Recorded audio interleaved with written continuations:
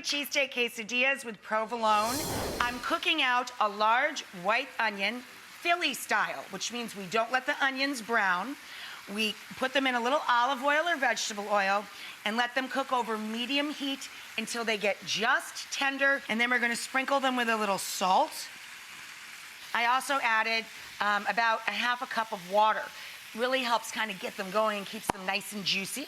This is boneless ribeye, and you ask your butcher to put it on the slicing machine for you so you get it nice and thin. You can do this yourself too. When I make Philly cheesesteaks, I like to put a Philly sprinkle on it.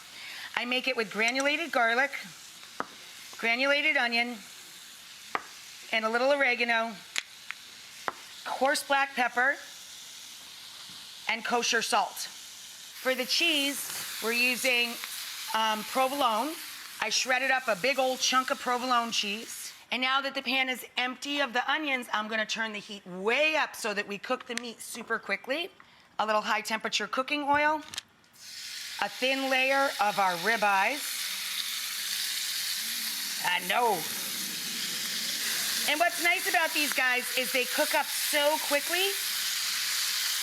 Don't overfill the pan and have a plate standing nearby so you can just keep browning them up and taking them out. Here's our sprinkle, our magic Italian dust. Okay, I'm pulling out the last crispy bits of our Italian spiced meat. I've got my griddle nice and hot, but over medium heat.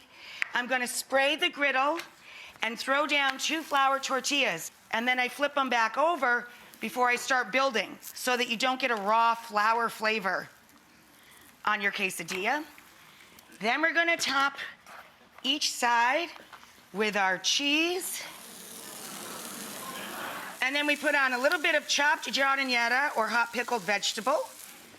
And then we're gonna put on some of our onions, our sweat onions. And then we're gonna put on our steak.